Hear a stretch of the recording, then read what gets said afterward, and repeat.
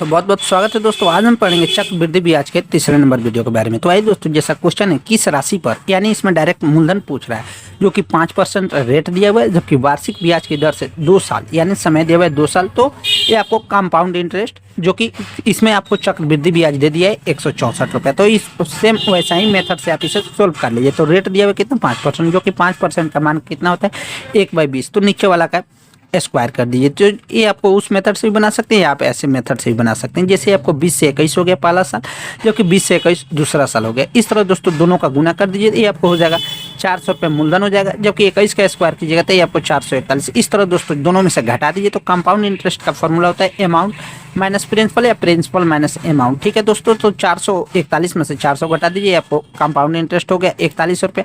जबकि इस तरह दोस्तों दिया हुआ है कंपाउंड इंटरेस्ट का मान कितना दिया हुआ है 441, जो कि क्वेश्चन में दिया हुआ है और हमारे हिसाब से 41 है। तो एक का मान कितना हो जाएगा 41 के कितना गुना है 4 गुना है, यानी 164। तो पूछ रहा है दोस्तों मूलधन। तो मूलधन इस तरह कैसे आया, तो 400। तो 400 में 4 से गुना कर दीजिए, ये आपको हो जाएगा मूलधन 1600 रुपया। मूलधन आंसर हो जाएगा। उसी तरह दोस्तों ये वाला क्वेश्चन है, यदि समय 2 साल दिया हुआ है, जबकि दर 12.5% दिया है, तो और चक्रवृद्धि भी 6 रुपये 80 पैसे दिया है, तो इसमें आपको मूलधन पूछ रहा है। तो सेम पैटर्न है, वैसा ही क्वेश्चन है, इसको भी आप आसानी से सोल्व कर लीजिएगा। ये दोस्तों जैसे बता दें, तो रेट है 12.5%। तो 12.5% का मान कितना होता है 1/8, आप हमेशा याद कर लीजिएगा। तो इस तरह दोस्तों पूछ रहा है 2 साल में, तो 8 से 9 पहला साल हो गया, जबकि दूसरा साल 8 से 9 दूसरा साल हो गया। इस तरह दोस्तों दोनों को गुना कर दीजिए, तो ये आपको हो गया प्रिंसिपल 64 रुपया, जबकि मिश्रधन हो जाएगा, इसमें गुना कीजिएगा तो 9 9 81 मिश्रधन हो गया। इस तरह दोस्तों कंपाउंड इंटरेस्ट निकाल लीजिए, यानी चक्रवृद्धि ब्याज। तो घटा दीजिए 81 में से 64, आपको 17 रुपया कंपाउंड इंटरेस्ट यानी चक्रवृद्धि ब्याज हो गया, जो कि हमारे हिसाब से 17 है, जो कि क्वेश्चन के हिसाब से 6 रुपये 80 पैसे 17 का मान दिया हुआ है। तो एक का मान कितना हो जाएगा 0 रुपये 40 पैसे, यानी 680 में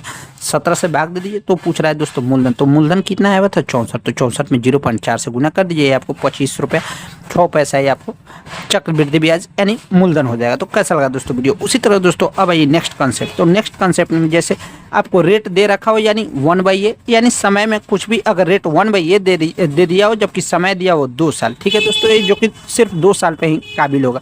तो सबसे पहले दोस्तों कॉन्सेप्ट नीचे वाला का स्क्वायर कर लीजिए और उसे हम मूलधन मानते हैं। तो प्रिंसिपल यानी मूलधन बराबर हो जाएगा a², जिसे हम निकालते हैं 2 साल। तो 1 स्क्वायर का पहला साल का ब्याज ये आपको हो जाएगा a² गुने 1/a। ठीक है दोस्तों, तो ये ए से ए गया, तो ये आपको हो गया ये पहला साल का ब्याज। अब ये दोस्तों दूसरे साल का ब्याज निकालेंगे, तो a² गुने 1/a, ये भी गुना कीजिएगा तो ये आपको ए से कट जाएगा। इस तरह दोस्तों फिर इधर से भी इधर का भी तो ब्याज निकालिएगा, तो a गुने 1/a इस तरह दोस्तों कटाएगा, तो ये आपको ए हो गया, जो कि इस तरह SI का नया फॉर्मूला होता है a + a 2a, जबकि कंपाउंड इंटरेस्ट का फॉर्मूला होता है 2a + 1। तो